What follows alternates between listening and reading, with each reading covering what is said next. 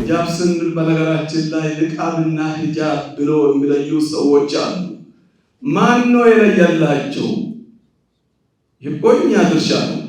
የሂጃብ ነው፣ ይሄ ንቃብ ነው። ሂጃብ ይፈቀዳል፣ ንቃብ አይፈቀድም። ማን ነው የለየላቸው? ባለሙያ አለ። የትኛው ሸሪዓ ፍርድ ቤት ነው? የትኛው ደግሞ መጅልስ ነው ንቃብና ሂጃብ ለይቶ የሰጣቸው? በተወሰኑት ሚኒስትሮች በተወሰኑት ሌላው ቀምሳልናካ በትምህርት ሚኒስትር እየተደረገብን ያለ ከትምህርት ገበታ እንድንባረር ተባረናል፣ ተፈንቅለናል፣ ችለን ዘመናትን አሳልፈናል። ሰላት ቦታቸው ላይ የከብት አዛባታ ሰብስቦ ተጥሎባቸዋል። እያየን ለመቻል አሳልፈናል። አሰላሙ አለይኩም ወራህመቱላሂ ወበረካቱ። ውድና የተከበራችሁ የሃሩን ሚዲያ ተከታታዮች በያላችሁበት የዓለም ዳርቻ አክብሮታዊ ሰላምታችን ይድረሳችሁ። በዛሬው ዝግጅታችን የኢትዮጵያ እስልምና ጉዳዮች ጠቅላይ ምክር ቤት ሙስሊም ተማሪዎች ላይ በተደጋጋሚ እየተከሰተ ያለውን ከትምህርት የማራቅ ዘመቻን አስመልክቶ በጠቅላይ ምክር ቤቱ መሰብሰቢያ አዳራሽ ጋዜጣዊ መግለጫ ይሰጣል። እኛም የመግለጫውን ሙሉ ይዘት እየተከታተልን ወደ እናንተ የምናደርስ ይሆናል። እስከ ዝግጅታችን ፍጻሜ ድረስ አብራችሁን ቆዩ።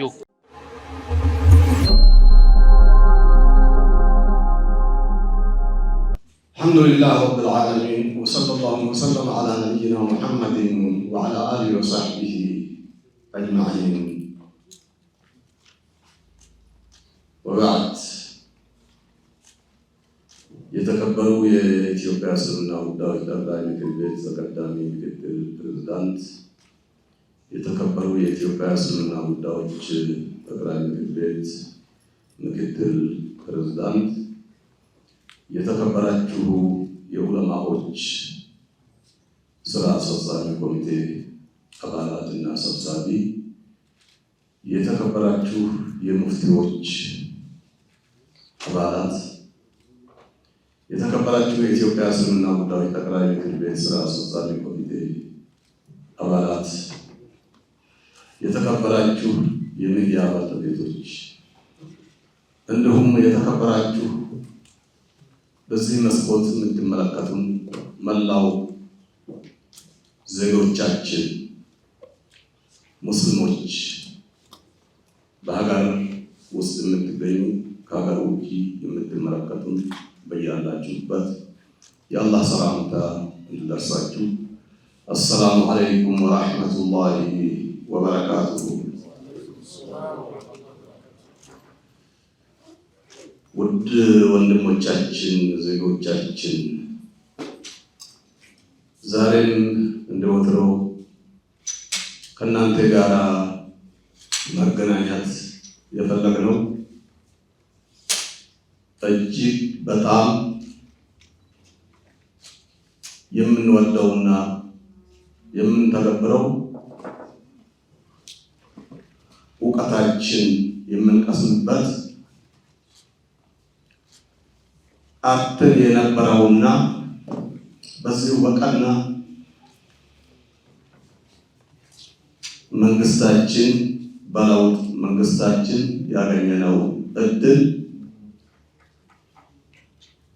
በቁጭት ለመከታተልና ለመጠቀም ለመተግበር እየተገን ባለንበት እንቅፋቶች በየጊዜ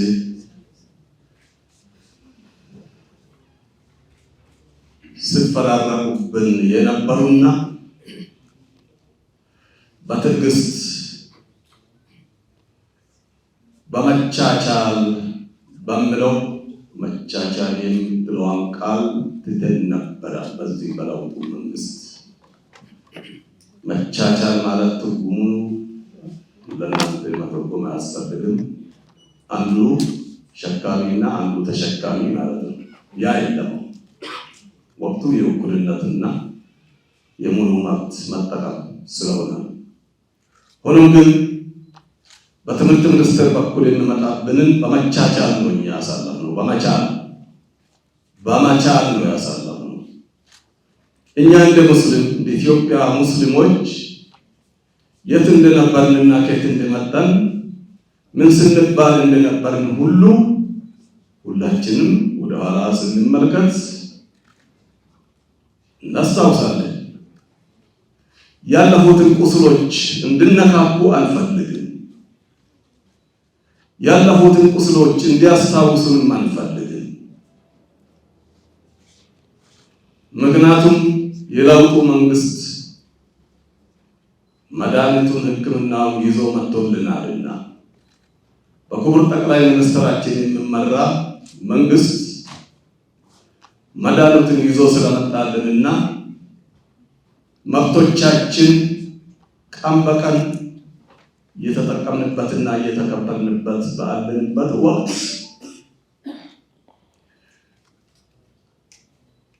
በተወሰኑት ሚኒስትሮች በተወሰኑት ሌላው ቀንሳልና በትምህርት ሚኒስትር እየተደረገብን ያለ ከትምህርት ገበታ እንድንባረር ተባረናልን፣ ተፈንቅለናል። ሴት ልጆቻችን ለወደፊት ሀገር ትመራለች ብለን የምንጠብቃቸው ጥሩ ውጤት ያመጡ ሁሉ ከፈተና ገበታ ተባራለች፣ ተፈንቅላለች፣ ተፈናቅላለች። ከትምህርት ገበታ መፈናቀል ብቻ ሳይሆን መብታቸው ተረግጠው በአንዳንድ እስላም ጠል አስተማሪዎች ሻሻቸው ከራሳቸው ከጭንቅላታቸው ተነጥቆ በጫማ ተጠርጓል፣ በጫማ ተረግጠዋል። እያየን እያወቅን መቻል የምችለውን ይዘን መቻቻል የምንለው ሌላ ቦታ ቀርቶ እዚች ላይ ችለን ዘመናትን አሳልፈናል። ሰላት ቦታቸው ላይ የከብት አዛባታ ሰብስቦ ተጥሎባቸዋል። እያየን ለመቻል አሳልፈናል። ሁሌ ከትምህርት ገበታቸው ሴት ልጆቻችን ሸቃቸው አስገደዳቸው ሂጃብ ምክንያት ከትምህርት ገበታቸው ሲፈናቀሉ እያየን እየሰማን አቤቱታ እየጎረፈ ህዝቡ እያለቀሰ ብቸኛ ተቋማችን ነውና አቤት እያሉ ጆሮ ዳባ ሆነን እስኪ ሰላም ይበልጣል፣ በዚህ በተለይ በቀና መንግስታችን ላይ አጀንዳ በፍጹም መፍጠር አንፈልግም፣ እንድፈጠርም አንፈልግም። ብዙ ደስታዎች፣ ብዙ ለውጦች፣ ብዙ እድገቶች እያየን ነው። እናግዝ በሚል ሌሎች በፈጠሩት ምክንያት መንግስታችን ላይ አጀንዳ ላለመፍጠር ችለን ዛሬ ደርሰናል። የኛ ትዕግስት ሄዶ አሁን የሸሪዓ አልባሶቻችን እንድናወልቅ በይፋ በአደባባይ ታውጆብናል። በዚህ ምክንያት ደግሞ ከትምህርት ገበታ ሙስሊሙ ህብረተሰብ ድሮ በአጼዎች በተለመደ መልክ እንድፈናቀል ቋንቋውን አዙሮ አሁን አዙሮ መጥቶብናል። ድሮ ታችኛው ሰርተፊኬት ለመቀበል እንኳን ስም እንዲቀየር ይገደዳል። ሁላችሁም ታውቃላችሁ። አውያ ስቀርና እኩልነት መጥቷል በምንልበት ሰዓት አሁን ቀይሮ ማንኛውም ሴት ሙስሊም ሂጃቧን ለብሳ ሂጃብ ስንል በነገራችን ላይ ንቃብና ሂጃብ ብሎ የሚለዩ ሰዎች አሉ። ማን ነው የለየላቸው? የቆኛ ድርሻ ነው። የሂጃብ ነው ይሄ ንቃብ ነው። ሂጃብ ይፈቀዳል፣ ንቃብ አይፈቀድም። ማን ነው የለየላቸው? ባለሙያ አለ። የትኛው ሸሪዓ ፍርድ ቤት ነው? የትኛው ደግሞ መጅልስ ነው ንቃብና ሂጃብ ለይተው የሰጣቸው? ከየት እንደሚያመጡ አናውቅም። የራሱ ጣልቃ ገብነት ነው። ሂጃብ ፈቅደናል፣ ንቃብ አንፈቅድም። ሂጃብና ንቃብ ምንድን ነው ትርጉሙ? ሂጃብ የምንለው እኮ አጠቃላይ ሁለመናውን የሚሰትር ማለት ነው እንደ ሸሪዓ አባባል። በዚህ ምክንያት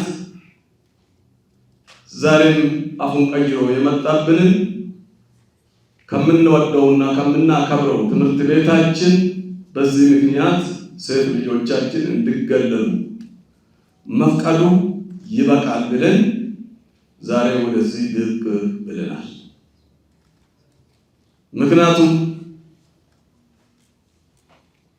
እርግጠኛ ነኝ መንግስታችን ሙሉ ለሙሉ መብታችን አክብሮ አስከብሮልን ባለንበት ሰዓት በአንድ ሴክተር በሁለት ሴክተር የሚደርስብንን ግፍና ጭቆና በፍጹም የማንቀበል መሆኑን በዚህ አጋጣሚ ለመላው ኢትዮጵያ ሙስሊም ህብረተሰብ ሊያረጋግጥላችሁ እወዳለሁ። ይህንን ስንል ትምህርት ሚኒስቴር በገዛ ትምህርት ቤታችን በገዛ ገንዘባችን የሰራነውን ቤት የግል ቤት አድርጎ እንደፈለገ የሚጫወትበት አጋጣሚ አንፈቅደውም። ይህንን ስንል ትምህርት ቤታችን የተከበረ፣ ፖሊሲዎች የተከበሩ፣ የትምህርት ፖሊሲ ሙሉ ለሙሉ ስንቀበል ከሸቃችን ጋር የማይሄዱትን የሚቃረኑትን በፍጹም የማንቀበልና ለማስተካከል የምንታገል መሆኑን እየገለጽን ትምህርት ሚኒስቴሩ ይህንን አውቆ ከዚህ በፊት የነበሩት የትምህርት ፖሊሲዎች የተቀየሩ መዓት እያሉ እውነትም ሂጃብን ወይም ንቃብን የሚከለክል ፖሊሲ ካለ ማስቀየር ለምን ተሳነው? ለምን ሌሎቹን አስቀይረዋልና።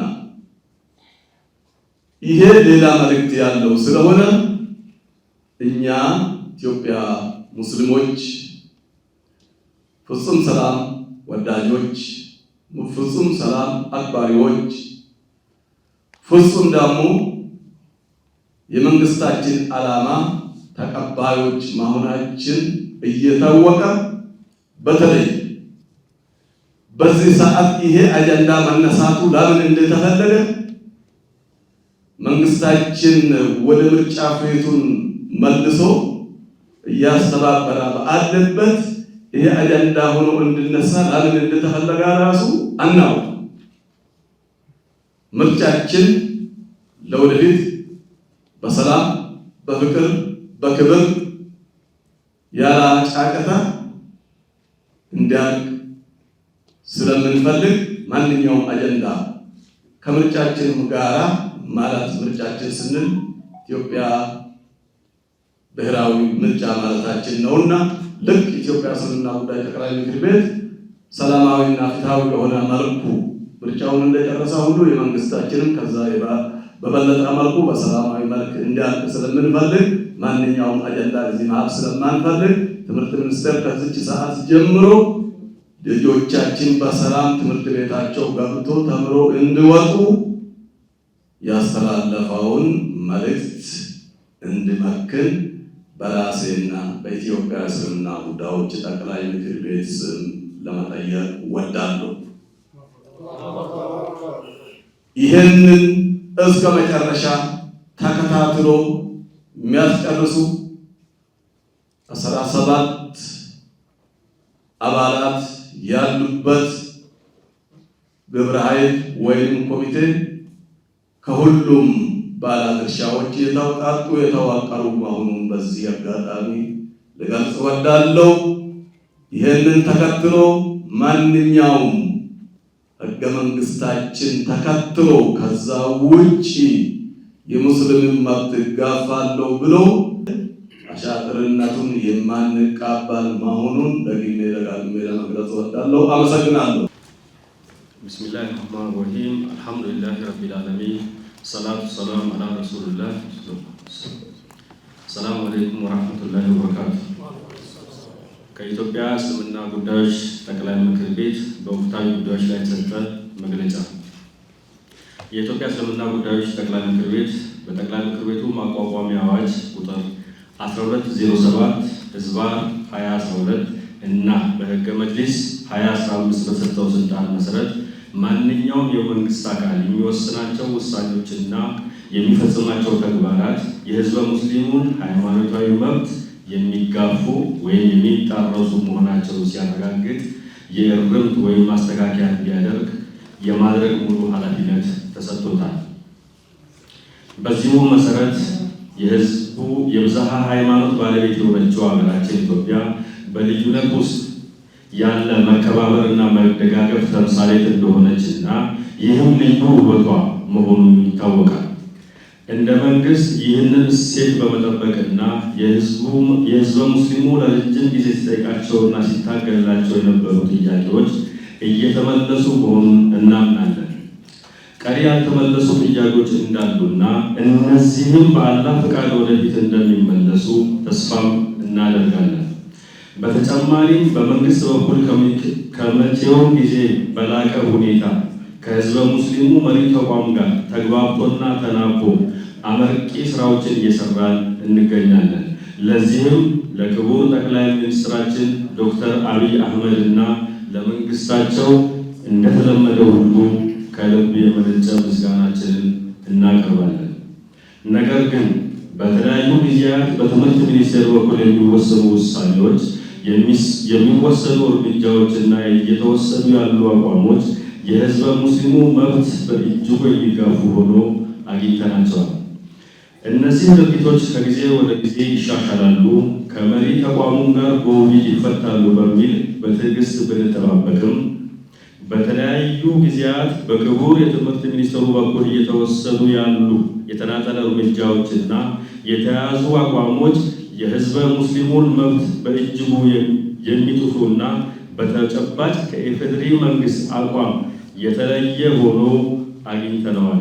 እነዚህ አንደኛ፣ የሙስሊም ሴት ተማሪዎች የእምነት አለባበስ ወይም ሂጃብ ለብሶ የመማር መብት በተመለከተ ከኢፌዴሪ ህገ መንግስት ጀምሮ በሀገሪቱ ውስጥ ያሉ የተለያዩ ህጎች ብንመለከት ሙስሊም ሴት ተማሪዎች ሃይማኖታቸው ግዴታ ያደረገባቸው ልብስ ለብሰው ትምህርት እንዳይማሩ የሚከለክል ህግ የለም። ቢኖር እንኳን በህገ መንግስቱ አንቀጽ 27 የተደነገገው የሃይማኖት የእምነትና የአመለካከት ነፃነት መብት ጋር የሚጋጭ በመሆኑ እና የህገ መንግስቱ አንቀጽ 9 ንዑስ አንቀጽ 1 መሰረት የማንኛውም የመንግስት አካል ወይም ባለስልጣን ውሳኔ ከህገ መንግስቱ ጋር የሚጋጭ ከሆነ ተፈጻሚነት አይኖረውም ይላል። በመሆኑም ሙስሊም ሴት ተማሪዎች ሃይማኖታቸው ግዴታ ያደረገባቸውን ልብስ ለብሰው መማር አይችሉም የሚል የባለስልጣን የግል ውሳኔ ከህገ መንግስቱ ጋር በቀጥታ የሚጣረስ በመሆኑ ተፈጻሚነት ሊኖረው አይገባም። ነገር ግን ህገ መንግስቱ በዚህ ልክ ግልጽ ሆኖ እያለ የትምህርት ሚኒስቴር እንደ ተቋምና ሚኒስትሩ በተለያየ ጊዜ በሚያደርጓቸው ንግግሮችና በሚሰጧቸው ማብራሪያዎች ሙስሊም ሴት ተማሪዎች ሃይማኖታቸው ግዴታ ያደረገባቸውን ሂጃብ የተሳሳተ ትርጉም ሲሰጡና ለብሰው መማር አይችሉም የሚል አንድምታ ያለው ንግግር ሲያደርጉ ይስተዋላል። ይህ ፈጽሞ ተቀባይነት የሌለው ህዝበ ሙስሊሙ እና የህዝበ ሙስሊሙ መሪ ተቋምን እያሳዘነ ያለ ጉዳይ ነው። ትምህርት ሚኒስቴር ወቅቱን የሚመጥኑ የተለያዩ ትምህርት ጥራት ሊያመጡ የሚችሉ ጉዳዮች ላይ ማተኮር በሚጠበቅበት በዚህ ወሳኝ ወቅት በየጊዜው የሙስሊም ሴት ተማሪዎች ሂጃብ ጉዳይ ለምን አጀንዳ እንዲሆን እንደፈለገና የተፈለገው ውጤት ምን እንደሆነ መገመት አይሳነንም። ሙስሊም ሴት ተማሪዎች የሌላውን መብት ሳይነኩና በትምህርት ቤት ውስጥ ሊከሰቱ የሚችሉ የቅድመ ጥንቃቄ የደህንነት ጉዳዮች በሌሎች አማራጮች መከላከል እየተቻለ ሃይማኖታቸው ግዴታ ያደረገባቸውን ልብስ ለብሰው እንዳይማሩ መከልከሉ ሕጋዊ ያልሆነና በምንም አመክንዮ ተቀባይነት ያለው አይደለም። በዚህ ረገድ ሚኒስትሩ ጨምሮ አንዳንድ አካላት የኢፌዴሪ ሕገ መንግስት አንቀጽ 11 እና አንቀጽ 90 ንዑስ አንቀጽ 2 የሚረዱበት መንገድ ከድንጋጌዎቹ አውድ ውጪ እና ከሕገ መንግስቱ አጽዳቂ ጉባኤ አባላት ሐሳብና ፍላጎት ውጭ በመሆኑ ተቀባይነት ያለው አይደለም። በመሆኑ የትምህርት ሚኒስቴር የሙስሊም ሴት ተማሪዎች አለባበስ በተመለከተ እየወሰደ ያለው እርምጃ እና የያዘው አቋም ከህዝበ ሙስሊሙ መሪ ተቋም ውይይት ያልተደረገበትና መግባባት ላይ ያልተደረሰበት በመሆኑ በእኛ በኩል አጥብቀን እንቃወመዋለን። ከዚህ ጋር በተያያዘ የትምህርት ሚኒስትሩ በ2/3 ወር 2018 በአዳማ ከተማ በተካሄደው ሀገራዊ የትምህርት ጉባኤ ላይ በሂጃብም ሆነ በሰላት ጉዳይ ከመጅሊስ ኃላፊዎች ጋር መግባባት ላይ ተደርሷል በሚል ያስተላለፉት ንግግር ከእውነት የራቀ እና እንደ መጅሊስ ከሚኒስትሩ ጋር የተግባባንበት ምንም አይነት ነገር እንደሌለ እየገለጽን በሚኒስትሩ በኩል ተቋማችን በሚመለከት ለተሰራጨው ሐሰተኛ መረጃ በግልጽ ማስተካከያ እንዲደረግ በጥብቅ እናሳስባለን።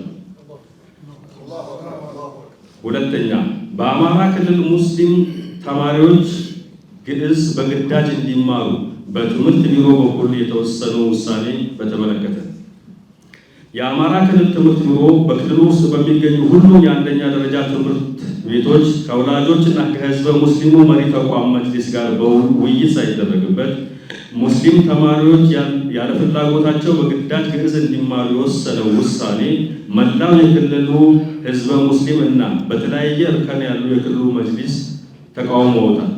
ስለሆነም እንደ ኢትዮጵያ እስልምና ጉዳዮች ጠቅላይ ምክር ቤትም የክልሉ ህዝበ ሙስሊም እና መሪ ተቋሙ ያልተቀበለው ምክክር ያልተደረገበት እና ህፃናትን በግዳጅ ለማስተማር ሊያደርግ የሚችል ህግ መሰረት በሌለበት ግዕዝን በግዳጅ ለማስተማር ያሳለፈው ውሳኔ ክልሉ ያለበትን ውስብስብ ችግር በበለጠ የሚያባብስና ውጤቱም እጅግ በጣም አደገኛ ሊሆን የሚችል በመሆኑ እንደ ኢትዮጵያ እስልምና ጉዳዮች ጠቅላይ ምክር ቤትም ውሳኔውን የምንቃወመው ሲሆን የክልሉ ትምህርት ቢሮም ውሳኔውን በድጋሚ እንዲያጤነውና የእርምት እርምጃ እንዲወስድ እንጠይቃለን። የክልሉ ትምህርት ቢሮ ውሳኔ ከአገራዊ የትምህርት ፖሊሲውና ከአጠቃላይ የትምህርት አዋጁ ቁጥር 1368/2016 አንቀጽ 28 እና አንቀጽ 29 ጋር የሚጋጭ በመሆኑና ይህንን የማስቆም ሙሉ ኃላፊነትና ጉዳዩን በቀጥታ የሚመለከተው የትምህርት ሚኒስቴር በመሆኑ ትምህርት ሚኒስቴር በጉዳዩ ላይ ጣልቃ በመግባት ጉዳዩን እንዲያስቆመውና በሕግ የተጣለበትን ኃላፊነት እንዲወጣ እናሳስባለን። ሶስተኛ፣ የትግራይ ክልል ሙስሊም ተማሪዎች የእምነት አለባበስ ጉዳይ በተመለከተ በትግራይ ክልል ያሉ ሴት ተማሪዎች በፌዴራሉም ሆነ በክልሉ ሕገ መንግስት እንዲሁም በሌሎች የአገሪቱ ሕጎች የተፈቀደላቸውን የእምነት አለባበስ ለብሰው የመማር መብታቸው ተጥሶ ላለፉት 2 ዓመታት ከትምህርት ገበታ ውጪ ሆነዋል። ይህ ሁሉ ሲሆን ጉዳዩ በቀጥታ የሚመለከተው የትምህርት ሚኒስቴር ተማሪዎቹ ወደ ትምህርታቸው እንዲመለሱ ምንም አይነት ጥረት አላደረገም። ይልቁንም የክልሉ መጅሊስ የተማሪዎቹ ሕገ መንግስታዊ መብታቸውን ለማስከበር በፍርድ ቤት ክስ አቅርበው ጉዳዩ እስከ ክልሉ ጠቅላይ ፍርድ ቤት ድረስ ደርሶ ፍርድ ቤቶቹ የተማሪዎቹ ሂጃብ ለብሰው የመማር መብት እንዳላቸው ውሳኔ ቢሰጡም የክልሉ መንግስት በፍርድ ቤቱ ውሳኔ ለመፈጸም አሻፈረኝ ብሎ ተማሪዎቹ እስካሁን ወደ ትምህርታቸው አልተመለሱም። በመሆኑም የክልሉ መንግስት በፍርድ ቤቶቹ ውሳኔ መሰረት ሙስሊም ተማሪዎች ሃይማኖታቸው ግዴታ ያደረገባቸውን ሂጃብ ለብሰው እንዲማሩ እንዲያደርግና የፍርድ ቤቶቹ ውሳኔ እንዲፈጸም እየጠየቅን የትምህርት ሚኒስቴርም ጉዳዩ በቀጥታ የሚመለከተው በመሆኑ በጉዳዩ ላይ ጣልቃ በመግባት ተማሪዎቹ ወደ ትምህርታቸው እንዲመለሱ እንዲያደርግና በሕግ የተጣለበትን ኃላፊነት እንዲወጣ እናሳስባለን። በአጠቃላይ ከላይ የጠቀስናቸው የሙስሊም ተማሪዎች አሳሳቢ ጉዳይ እንደ መንግስት በዋናነት የትምህርት ሚኒስቴር በራሱ ከችግሩ እንዲላቀቅና ችግሩን ከስሩ እንዲፈታው እየጠየቅን የሴቶችና ማህበራዊ ጉዳይ ሚኒስቴርም ጉዳዩ በቀጥታ የሚመለከተው በመሆኑ በሕግ የተጣለበትን ኃላፊነት እንዲወጣ እናሳስባለን። ሌሎች የሚመለከታችሁ መንግስታዊ ሆነ መንግስታዊ ያልሆኑ ድርጅቶችም ጉዳዩ የሚመለከታችሁ በመሆኑ በዚሁ አጋጣሚ ጉዳዩን በልዩ ትኩረት እንድታዩትና የሰላም መደፍረስ እንዳያስከትል እናሳውቃለን። በመጨረሻም እንደ ኢትዮጵያ እስልምና ጉዳዮች ጠቅላይ ምክር ቤት ጉዳዮቹን በቅርበት እየተከታተልናቸው የምንገኝ ሲሆን ከላይ ጠቀስናቸው ችግሮችን ጨምሮ ሌሎች የህዝበ ሙስሊሙ የሚመለከቱ ችግሮች ከስር መሰረታቸውን ለመፍታት እና ዘላቂ መፍትሄ ለማምጣት ይረዳ ዘንድ በዛሬው ዕለት ከተለያዩ ባለድርሻ አካላት ማለትም ከዑለማ፣ ከህግ ምሁራን፣ ከማህበረሰብ፣ ከሴቶችና ወጣቶችና ከሚዲያ ባለሙያዎች የተውጣጣ ኮሚቴ በማዋቀር ወደ ስራ እንዲገባ ያደረገን መሆኑን እናሳውቃለን። ህዳር 9 2018 አዲስ አበባ ኢትዮጵያ። ውድና የተከበራችሁ የሃሩን ሚዲያ ተከታታዮች በጠቅላይ ምክር ቤቱ መሰብሰቢያ አዳራሽ የተሰጠው መግለጫ የተከታተላችሁትን ይመስል ነበር።